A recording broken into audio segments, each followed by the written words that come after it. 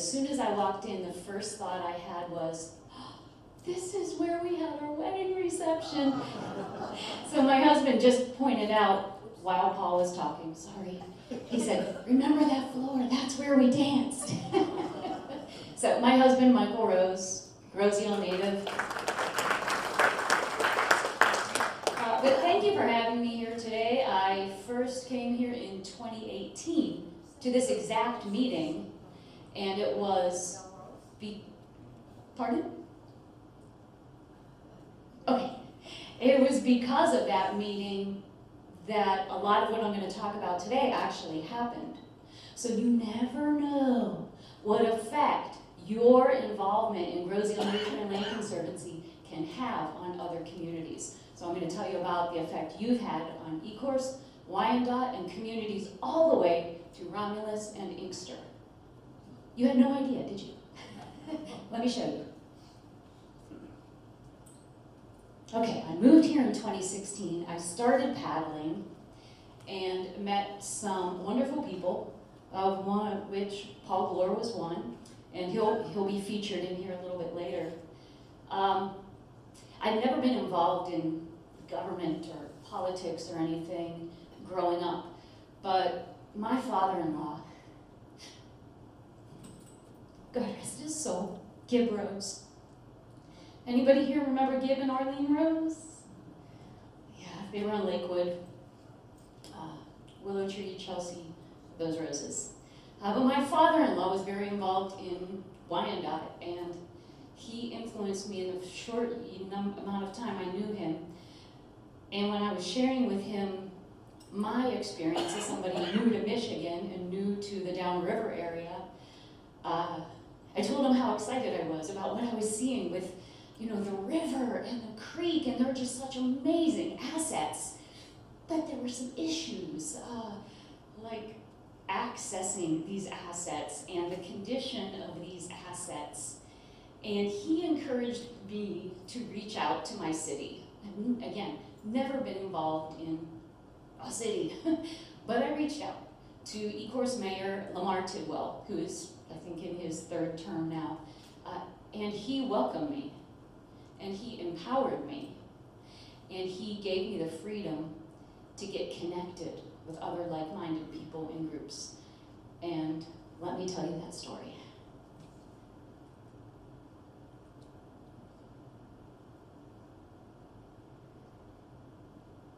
So that first summer that I was paddling, I met Paul and other downriver kayakers.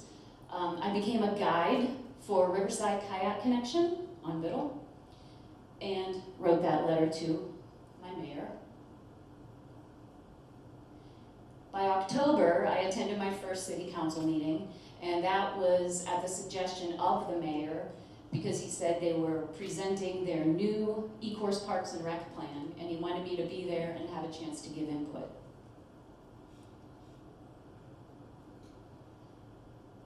The next month, dialogue began, because I came here, and that was the meeting when you were introducing Susan White, who was at that point the new director of the Detroit River International Wildlife Refuge. I had no idea what that was. But I learned that my house on West Jefferson Avenue, right on the river, was looking at Mud Island, which is the northernmost portion of the refuge. So I was actually living in the refuge. And she was here presenting, and after the meeting, I talked to her and I told her about Ecorse Creek. I said, I've paddled up this, I think it's an amazing asset, and I think the Detroit River there in Ecorse around Mud Island is an amazing asset, and I don't think anyone recognizes it because it seems to be thought of as a garbage disposal. That's what I was seeing. So I met with her, and that relationship blossomed. The following week, I met with the then Ecorse City Administrator, Richard Marsh, who was the one who carried it forward.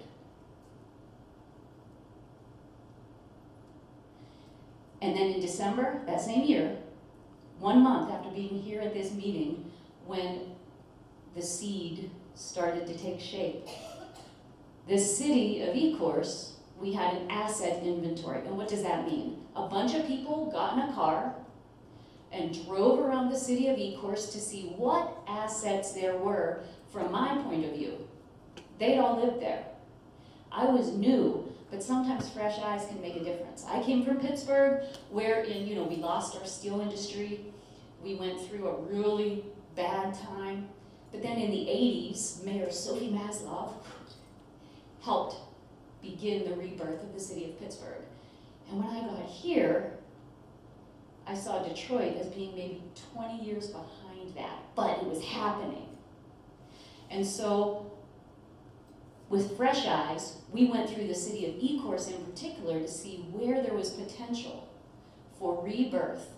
My dream was, and this is still my dream, but it's starting to come true. Instead of Ecorse being a place that people pass through on their way to somewhere else, I want it to be a place where people stop, take a look around, and enjoy what we have. But first we have to clean it up. So we had Richard Marsh, the city administrator, McKenna Group, they were our city planners, and I don't know if any of you remember Anita Twardeski. She was longtime president of Downriver Link Greenways, but I got to her through my association with Riverside Kayak. So she was the connector, she was the networker, and once we got through there, we started talking grants. Right, not everybody's capable of writing grants, so good luck and God bless. I'm glad you're going to do it here for this group. And then that same month, yes, December, cold, Paul Glore agreed to come on a reconnaissance paddle of Ecorse Creek. And I'm going to pop into some slides here.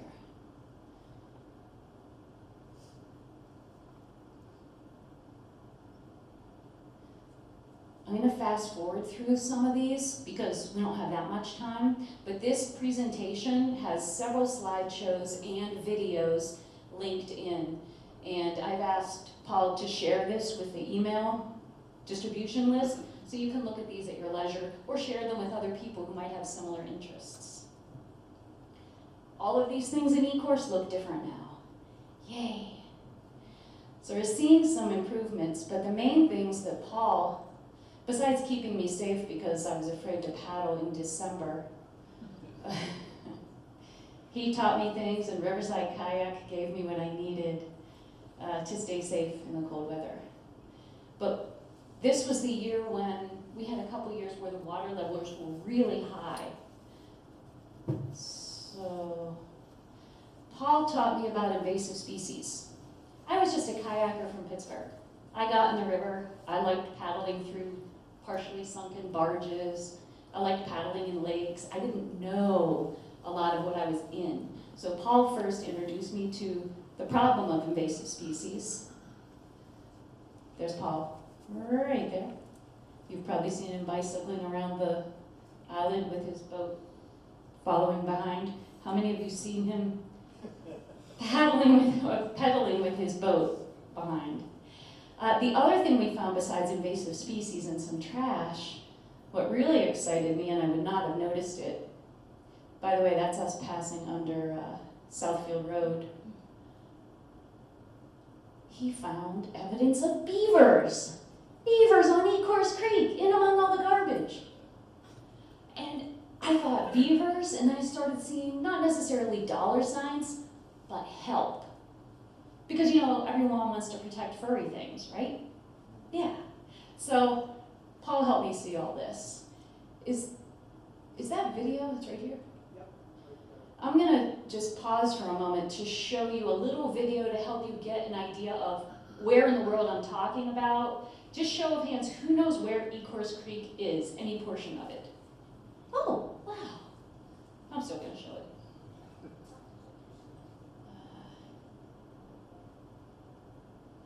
Oops. Come on. Yeah, that's your Carlos. So here's Mud Island, the northernmost part of the refuge. I have my pointer, my dad's cane. And along here, this is West Jefferson Avenue. Here's the creek. So here's Mud Island, Fighting Island is down here. This is my house, our our house. So we can walk right across the street. They're putting in a kayak launch there right now. Yeah, literally across the street from our front door. But the creek, this is Wyandotte, this is Ecorse. The creek comes up here underneath the railroad tracks, sometimes hard to get under. And here it splits into a south branch, which goes all the way to Inkster. Well, it generates in Inkster. And then this north branch, so here's Lincoln Park, and this is all Lincoln Park here. So Ecorse is bounded by the creek. The creek goes along here, and there's Lincoln Park. And you're gonna see me go up here and along Outer Drive. It's really gonna show you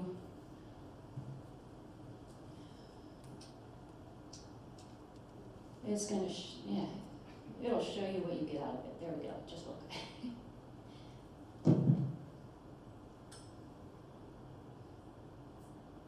It's a pretty cool app. Since I've learned to use it, I thought I'd show it off. There's me going up Outer Drive. I wasn't speeding, only 35. Crossing Fort Street, making a Michigan left, which I now know what that is, and going down Monty Street. So the portion of the creek that we are focusing on this summer is between Outer Drive and Monty Street, just east of Fort. So I'm gonna stop that there and go back. East of Fort, yeah. Okay, so Paul took me out on my first recon mission and taught me what to look for. I forget which one's the up and which one's the down. Hey, that's it.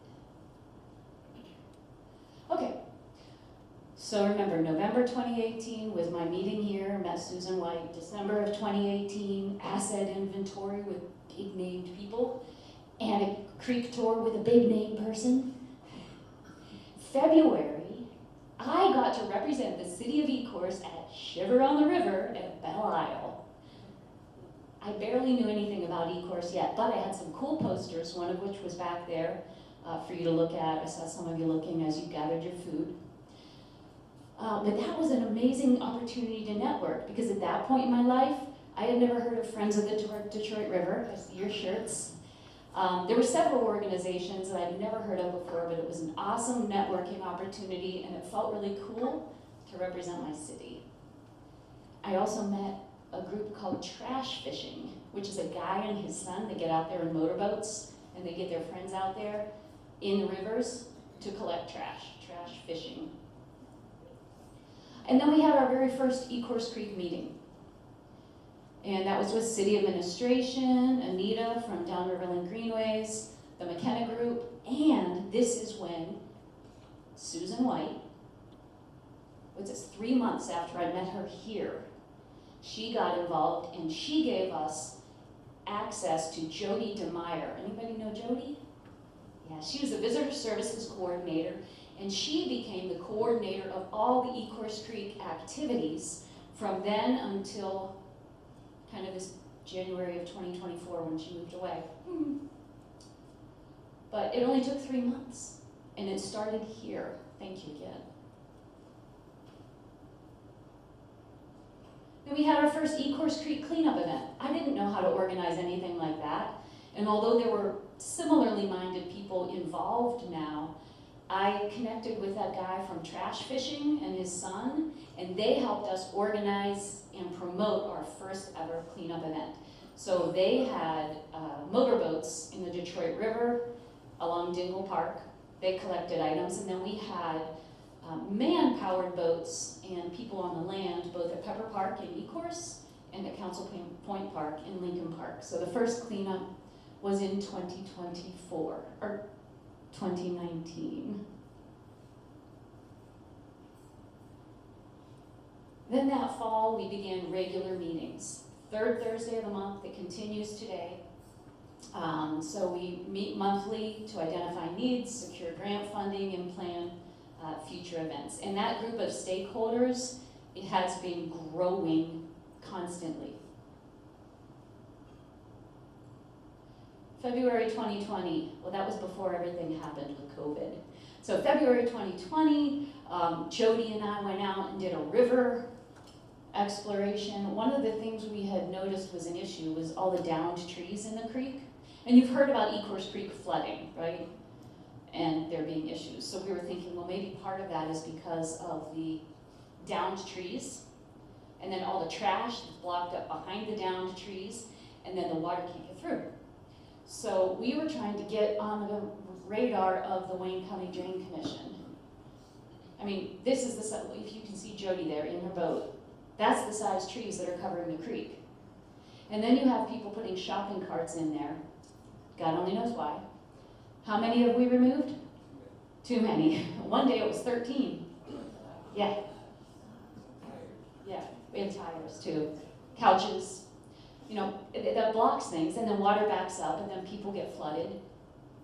And again, we want people to start seeing the creek as a resource, not a garbage disposal. So it's happening little by little. So we wanted the Drain Commission to see what was going on and hopefully come and help us remove some of these trees, because as good as Brian, #1 volunteer man, Rouge River man, as good as he is with his chainsaw out of his canoe, yeah, he's always got something wrapped. This was beyond his ability even, fair to say? Yeah, okay. Overwhelming. So Jody and I went out in February of 2020, and then we made a presentation, and we did a map, you know, marking with photos and GPS coordinates where all those downed trees were, hoping, you know, the Drain Commission would say, oh yes, let's come in and do that for you. But it takes more than that. You know, there are budget years, there's, budgeting. Yeah, it happened eventually. But in 2020, not much else happened. It gave us a lot of time to work on grants and things. But we only had one cleanup that year because of COVID.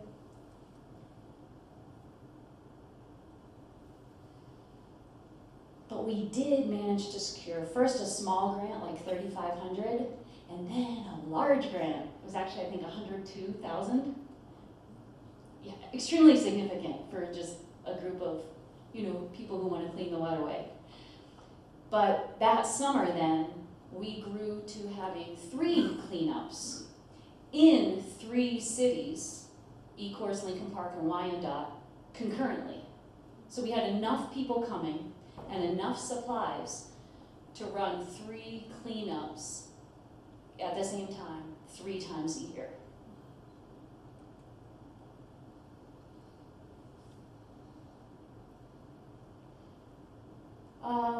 As we continue to reach out, as Paul was saying, to like-minded organizations, we came across Motor City Magnet Fishers. I actually met them by rollerblading through Elizabeth Park and seeing people throwing magnets on strings into the water. You know, you meet people in interesting ways and then, you know, build your network. So they ended up advertising for us because we did a joint event. They did an introduction to magnet fishing. They had 50 free kits for kids, taught them how to do it along the fishing pier at Dingle Park.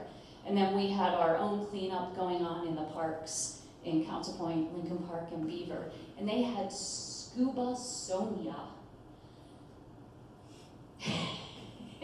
And what she does is she digs. So she and her partner were digging along the shoreline. So they had metal detectors and they were digging for glass. So they're getting some antiques and also getting things out of just right along the shoreline where the water rises and falls. Tony DeCure. Tony DeCure, anyone? Anthony DeCure, videographer, photographer. He was very active in Wyandotte, videotaping all of their DDA meetings. He ran things on that Wyandotte local TV, but he helped us promote and document our activities. And he would reach out to me in January saying, Kelly, it's time to put a commercial on YouTube. So you need to come out here and you need to talk. Here are the questions I'm gonna ask you. And then he'd come out during the events And he would put his drone up there and record what was going on. And then he was a professional from LA. He was in several feature movies. I mean, he knew what he was doing, but he came back here to Wyandotte, where he was born and where he eventually passed, but he did work for the local community. So he passed in November, and we're still trying to fill his shoes. I couldn't go through this without acknowledging Tony.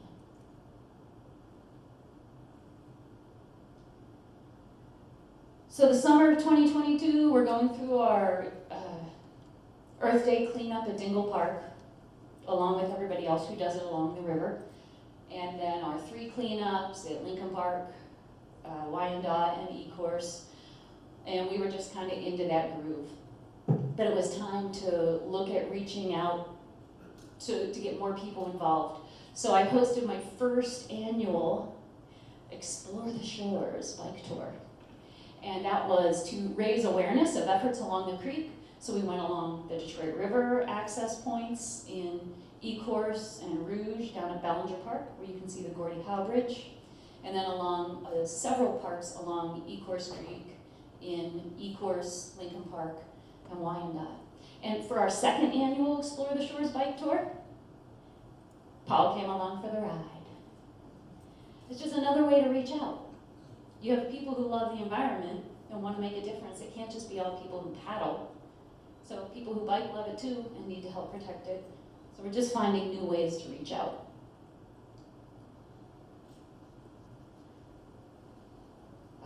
By this time last year, the committee was growing so much, and the projects were reaching so far, way beyond my level of expertise. I'm just a high school math teacher and tennis coach, and I don't know all the politics. I don't know all the grant things and 501c3 and all. I don't know all of that. So it was getting so big, and I think Jody from the Wildlife Refuge knew that she was going to be moving. So our leadership, or the Friends of the Detroit River, took us on, and they are now facilitating everything. And I can tell you, we have grown tremendously being under their umbrella. We're not literally under their umbrella, like with 501c3 and all that. We're still just Ecorse Creek Committee. But under their leadership and their guidance, we're getting a lot more advertising. And I honestly couldn't even tell you the grants that they're going through right now, because it's just gone over my head. I just want to get in the water with Brian and pull out trash. And now I can focus on that because that's what I'm good at.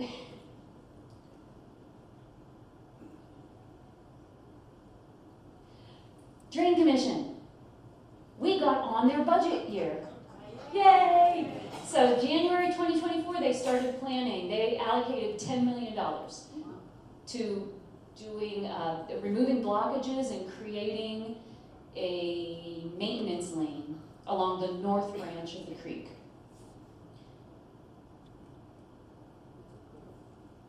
And that, I'm going to go back to that. That had an impact on us because all of those downed trees blocked the trash very nicely. And you think about them pulling out the, whoops, pulling out the trees, what's going to happen with that trash? It's going to flow downstream to all those communities we just cleaned. So we had to figure out, how to stay ahead of that. Because Council Point Park looks awesome. Pepper Park and Ecorse looks awesome. Thank you for just making sure that's okay. So the next thing we did, Flat Rock Fire Department, their drone pilot needed some hours. So through Friends of the Detroit River, they made the connection and got that fella to volunteer his time for us and did an aerial survey of the creek, about 4.5 miles long, thank you, from Dearborn Heights all the way through Melvindale and Allen Park, Melvindale, and then into Ecorse. And what we were able to do is identify where all those debris fields were behind the fallen trees. Also look at where there were patches of invasives and look at some infrastructure things. So that was a really cool new connection.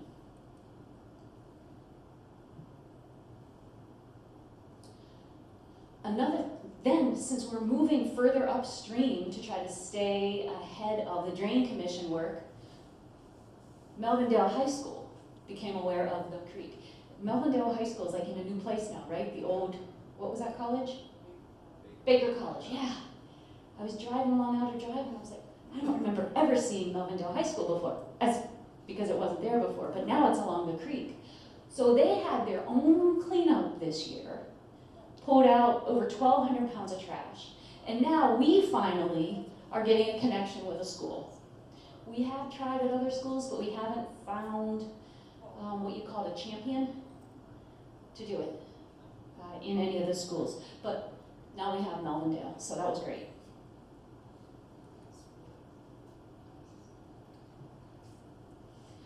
Also, this year, that grant that we wrote during 2020 and were awarded in 2021 came to fruition this year.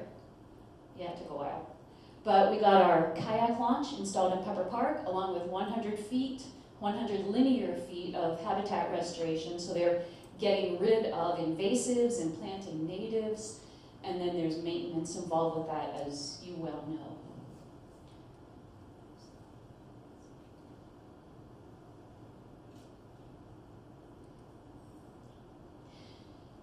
So now our cleanup venues are moving further upstream, which is good, because we're not seeing all of the garbage along the Wyandotte, Lincoln Park, at least near Council Point, and Pepper Park and Ecorse. We're not seeing debris in there. I mean, little bits, but we're not seeing more trash being dumped. So now we're moving upstream, which means we need to involve, welcome, and not blame upstream communities. I mean, there's a lot to that. You want to include them, you want to welcome them, you don't want to blame them, even though that's where the trash is now. But, you know, originally it was in our communities. So over this summer, I think I showed you that already. We saw that already. Monty Street. September, we had our final cleanup of the year. And Great Lakes Water Authority, they have some big, what would you call those, water towers? And they let us access the creek from their property.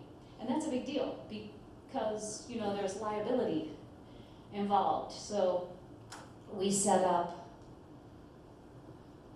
you know, portage on, all the things that you need when you're going to have people out, cleaning station.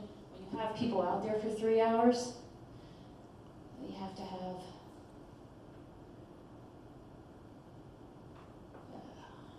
there we go. Some people bring their own boats. The Fish and Wildlife brings a selection of boats.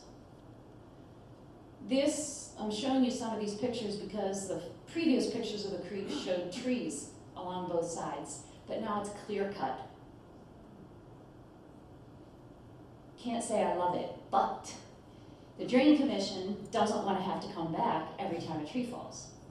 So they took down all the big trees that looked like, you know, they could cause a problem within the next 25 to 30 years. So by clear cutting 10 to 12 feet for their maintenance lane on each side of the creek, they can ensure that there won't be downed trees blocking the creek for the next 20, 25 years until little trees get big again.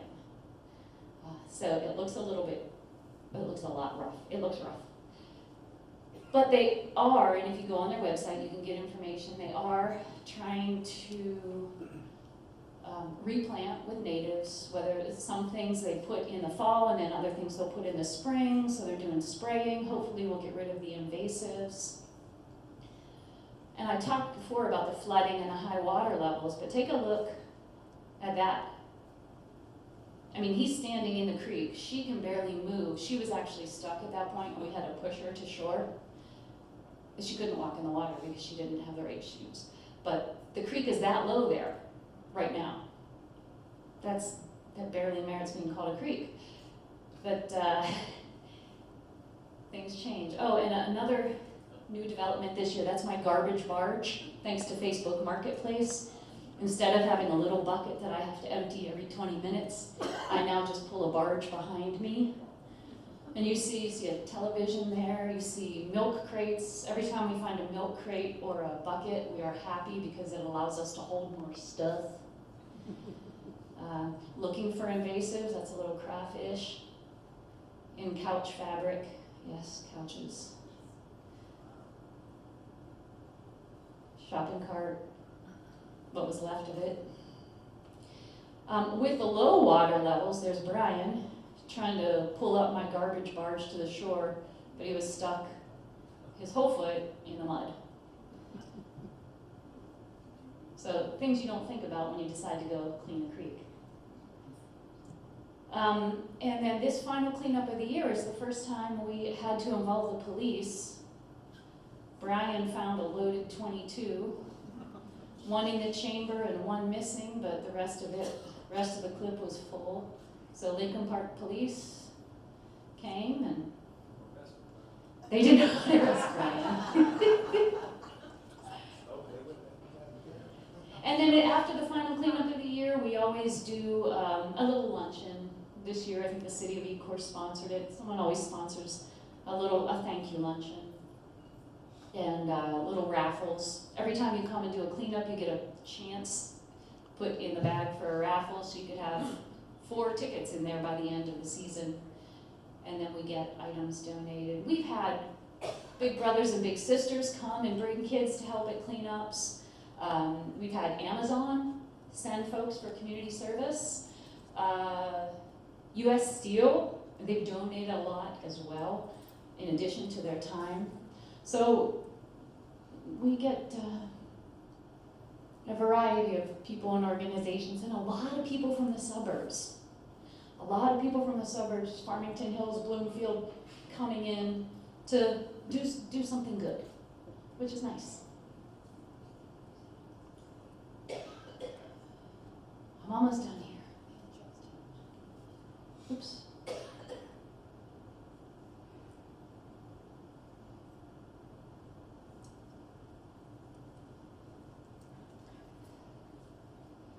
So I just wanted to take a moment to recognize Brian Frady. Brian, Friends of the Rouge. They helped us initially, and they helped that Melvindale High School group get their cleanup going. So Friends of the Rouge, they're decades ahead of where we are in terms of taking care of our creek. But through Friends of the Rouge, we got Brian Frady, who now I'm going to start calling Friends of Ecorse Creek, or Ecorse Creek Man instead of Rouge River Man. So Brian, can you just stand and wave?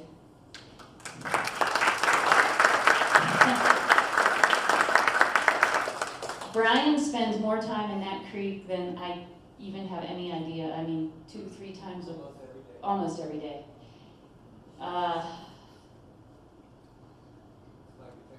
It's your retirement. Okay. Yeah, I got you a shirt.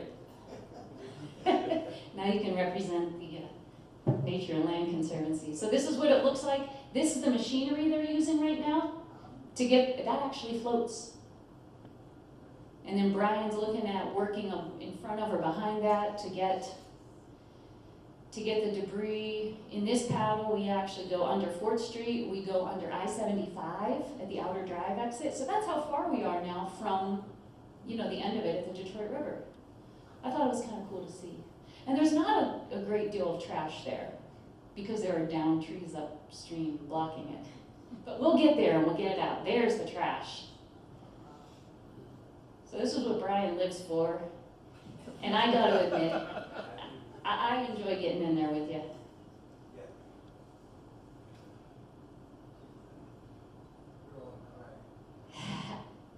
Don't I look happy? And then you see that. But it's so nice to see when it's clear. And there's our Rouge River Man, Ecorse Creek Man. It's nice to know that it's not going to go to Detroit.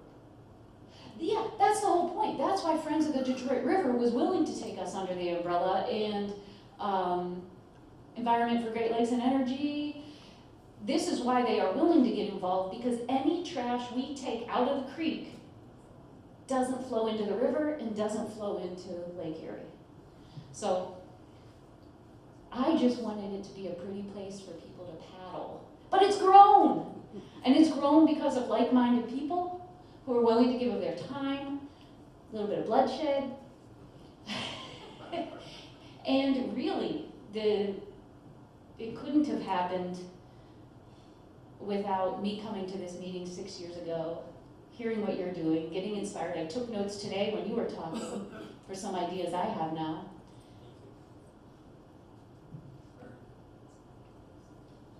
So in the spring, what are we going to do? We got a grant this year, and we're going to use some of that funding to take out people who volunteered in the past. I'm going to invite them for just a paddle. Come on out. You know, get in a canoe and someone else can paddle you if you're not familiar with it, but come and enjoy the beauty of what you helped to recreate. And then having them out there in the water with us, they'll have a chance also to be involved in the decision-making about what we should focus on for our spring or summer 2025 cleanups. So, began in 2018 as a small citizen-led effort, and it's now blossomed into a far-reaching effort, again, going all the way out into Inkster and Romulus. And thanks in large part to the Detroit River International Wildlife Refuge, Friends of the Detroit River, and people like you. If you'd like more information, again, this slideshow will be available, and these links are interesting. I think the videos and the slideshows are more fun. But for anybody who wants to get involved, there's stuff in the free press too. Okay, get on the free press and search Ecorse Creek. They got articles, okay. And if you get on Ecorse Creek Facebook page, that's really me. So I'll be happy to interact with you. Thank you for your time today. I'm afraid I went over the 15 minutes probably, but I'm grateful for all you.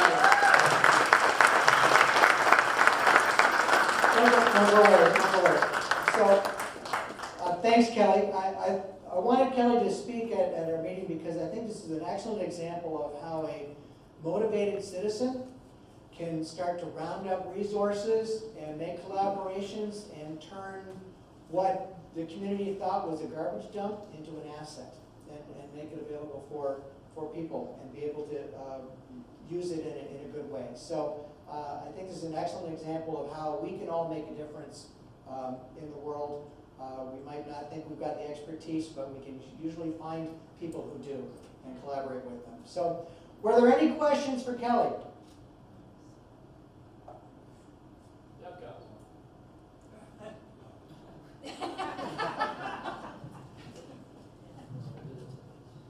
I didn't see one picture of me up there. But I'll tell everybody why. She took me to the creek kayaking one day, and we were out there for about an hour, hour and a half, and then when we turned to come back to our house, we got to go back in the Detroit River, and I was heading towards Canada, and I couldn't turn my kayak. So she grabs a bungee cord out of her kayak and hooks it up and tows me home. So I don't belong out there. Anyway, she's a real motivator, and thank you, honey. Thank you very much, Kelly.